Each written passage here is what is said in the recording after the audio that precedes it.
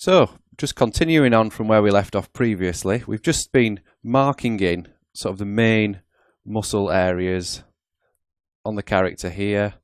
While we're at it, why don't we just add in some, if we at the right subdivision level, we may be able to just add in some basic eyebrows just to mark those in. Let's just see if they show up. Yep, something like that.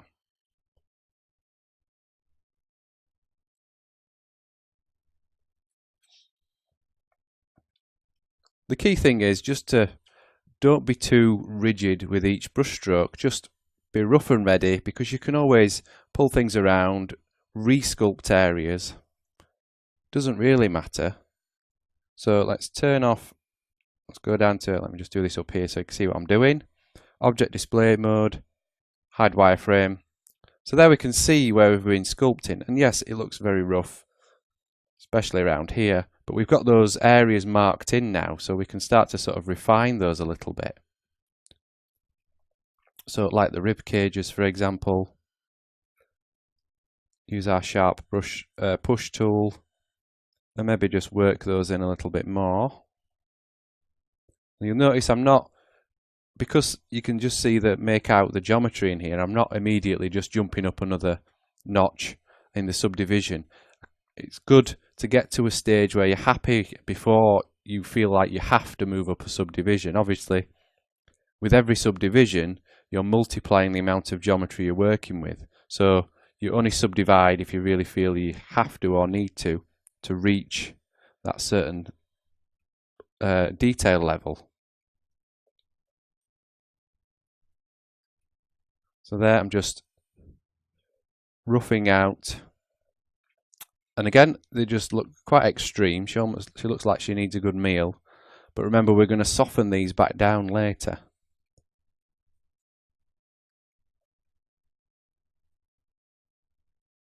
Like so. So I'm just switching between pushing and pulling, just using the control key. Just adding recesses underneath here.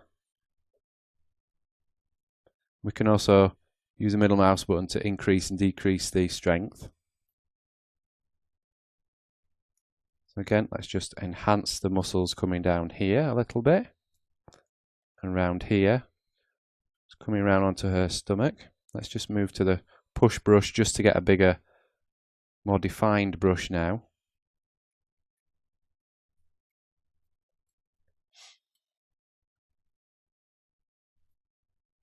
And then just hold down shift just to gently just soften these. And this is where using the Cintiq really comes into its own, really, or any sort of graphics tablet, because as you're pretty much just drawing onto the screen. So every brush stroke, it's just a more intuitive way of working. I'm switching to the smooth brush now because we can have more control how much we soften this area. So I'm going to reduce the strength here. Just soften that a little bit. As you can see, we've still got the hints of the rib cage there. Just soften it at the ends, just to fade it in. Same round here. This is all we wanted with the body. We just want to add in hints of that detail.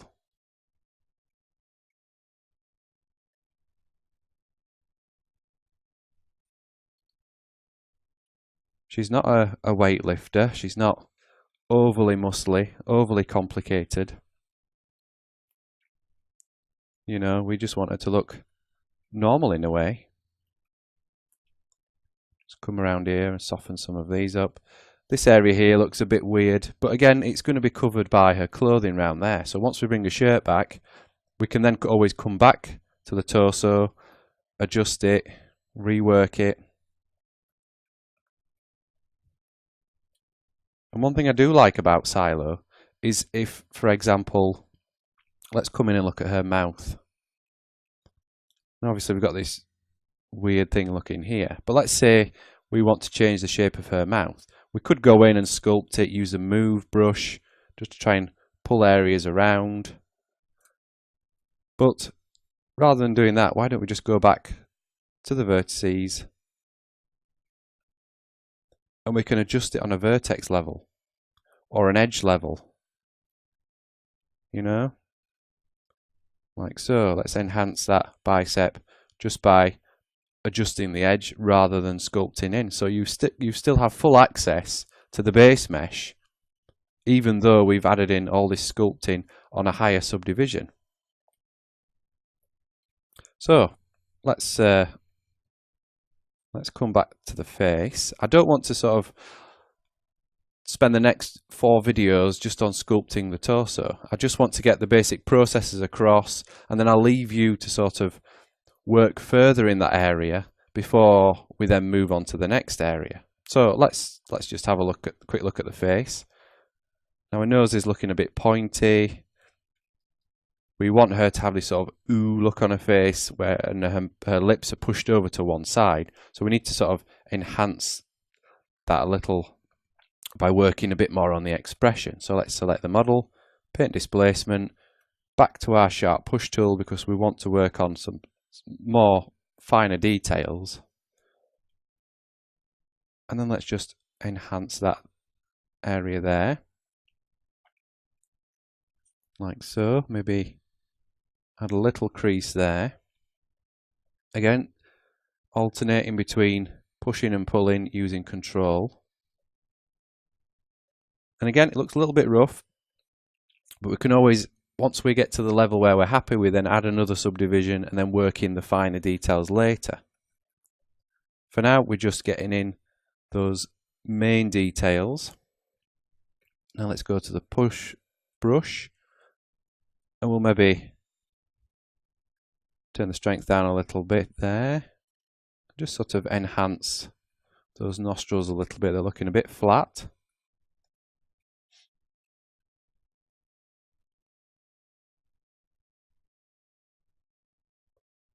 Maybe just follow that up to the nose. Just add a little bit more definition into the nose there. But we want that, due to the style of the character, we want the nose to sort of just fade up to there, so we don't want too much detail. Again, we can just press Alt and soften those down just by clicking gently on the screen.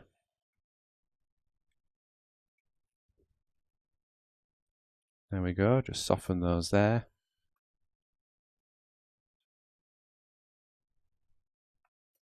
And then obviously we have this weird crease here, so we can just see if we can just smooth that out. That's worked quite well. And then it's just a case of just continuing on, adding in those details there. So we want this to come round here, just follow where the lips are going. Again, just carve it in as rough as you like, using control. Maybe add a bit more of a sculpt there just to enhance that area. And we can maybe try and enhance the lips a little bit. Just experiment really and just see what you can get away with at this level. Then we can come back to our smooth brush. Let's just smooth this corner here.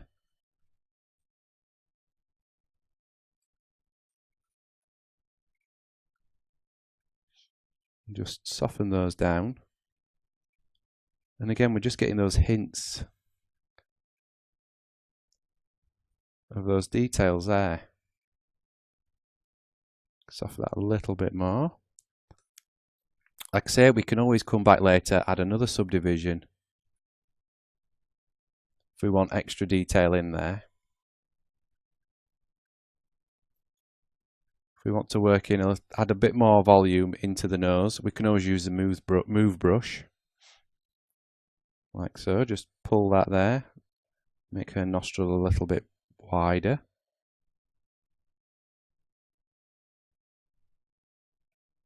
It's just about experimenting, just play around with things, see how things look.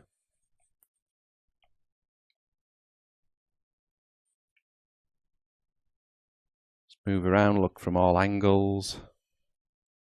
And like I said, just don't get too concerned with focusing on tiny details just yet. Obviously, if this area of her face is squished to one side, then it may mean this cheek is inflated a little bit more. So we can just also use a push brush, make the brush a lot wider, make the radius a lot wider. Maybe just increase that a little bit there. And then just soften the edges down a little bit, just to blend that in. A lot of it is just experimenting with the brushes that you've got. Just see what works for you. It's like with any sculpting application. Everybody has their own approach. So it's a case of just work with what you've got. Work with the tools you've got and just see what you can accomplish. Obviously her back here is quite low polygon. So we could add another subdivision, but again, this area is going to be hidden by her shirt. So if we bring back the show all, if we bring back her shirt, we can see this area is visible. So we need to work on that. And just the base of her spine here, maybe a bit more on her shoulder there. Obviously, maybe just do a little bit more work on her face and her lips. But what I'm going to do is I'm going to leave the rest of the torso up to you for now. I'll let you just sculpt that a little bit more. Just play around with the tools, get used to working on a actual polygon model. And what we'll do is in the next video, we'll maybe leave the torso as it is. Just get it to a stage where you're happy. We'll probably move on to the legs, and then from there, we will start to look at the clothing and then her hair. So we'll just take each element a step at a time and just see where we end up.